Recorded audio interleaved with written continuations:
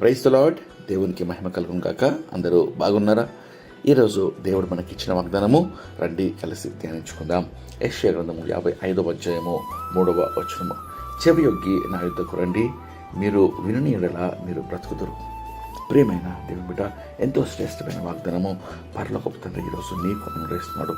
యేసుక్రీస్తు భూలోకంలో సంపూర్ణ మానవునిగా జీవించినప్పుడు ఆయన సాక్ష్యం మనం గమనిస్తే ప్రతి ఉదయం కూడా తండ్రి యొక్క స్వరం వినుటకు, తండ్రితో సహవాసం చేయటకు మరియు అరణ్యంలో ఏకాంతంగా గడుపుటకు ఆయన ఎంతో ఇష్టపడ్డాడు.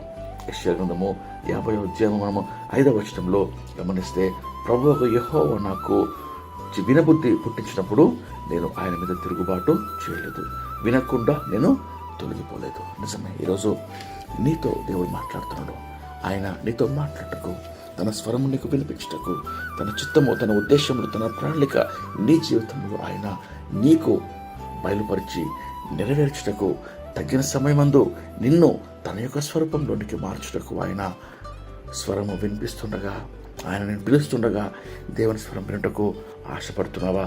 ఆయన స్వరం వినుటకు నీ హృదయంలో ఆశ, ఆకలి ఉన్నదా? దేవుడి రోజు ప్రశ్నిస్తున్నాడు. మరియు వాక్యంలో దేవుడు సెలవిస్తున్నాడు. యోహాను సువార్త 10వ అధ్యాయము 27, 28 వచనాల్లో, నా గొర్రెలు నా స్వరము వింటాయి, అవి నన్ను వెంబడిస్తాయి, నేను వాటికి నిత్య జీవం అనుగ్రహిస్తాను.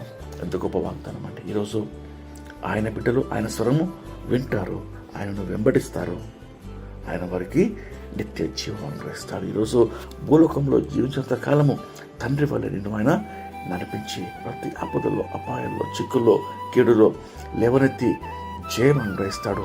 మరి ఎప్పుడు లోకం విడిచిన నిత్య జీవానికి వారసునిగా దేవుడు నిన్ను చేస్తాడు. కాబట్టి ఈరోజు దేవుని స్వరం వినుటకు మరియు దేవునితో సంభాషణ చేయుటకు, ఆయన యొక్క చిత్తము నెరవేర్చుటకు దేవుడు నీ కొరకు కనిపెడతా ఉన్నాడు. ప్రియమైన దేవుని బిడ్డ, దేవుని సన్నిధికి చేరి ఆయన యొక్క స్వరము వినుటకు, వాక్యము ద్వారా, ప్రార్థన ద్వారా, దేవుని సేవకులు చెప్పే వాక్యము ఆలకించి వాక్యానికి లోపట్ట ద్వారా దేవుడు నీతో మాట్లాడటకు, తన చిత్తానికి బయలుపరచడానికి సిద్ధంగా ఉండగా, మరి దేవుని వాక్యాన్ని, ఆయన స్వరాన్ని వింటావా?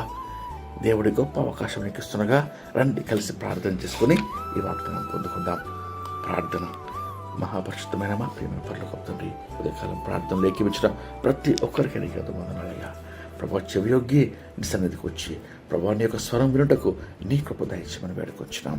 దేవా, జీవంగా నీ వాక్యం చదవడం ద్వారా, మీతో సమయం గడపడం ద్వారా, ప్రభా ప్రార్థనలో ప్రభా ఆ రీతిగా తండ్రి వాక్యం తండ్రి ఆలకించి ధ్యానించడం ద్వారా ప్రభా నీ చిత్తాన్ని, నీ ఉద్దేశాన్ని ప్రభా నీ బిడ్డలకు బయలుపరిచి అయ్యా వారి జీవితాల్లో ప్రభా నీ స్వరూపంలో నీకు మార్చిపోవటకు, నీ చిత్తం భూలోకంలో నెరవేర్చటకు అయ్యా నిన్ను మహింపరిచే కృప అనుగ్రహించమని, దీనిమంతటి కావాల్సిన కాపుదల, భద్రత నీ బిడ్డలందరికీ అనుగ్రహించమని, ప్రయాణంలో ఉన్నవారిని క్షేమము, నెమ్మది దయచేయమని, బర్త్డేస్, యానివర్సరీస్ ఏర్పడిన వారందరికీ నీ కృప దయచేసి నూతన సంవత్సరం దయాకీటంతో వారిని ఆదరించి బలపరచమని యేసుక్రీస్తు నామములో వేడుకొంచు ప్రార్థిస్తున్నాం తండ్రి.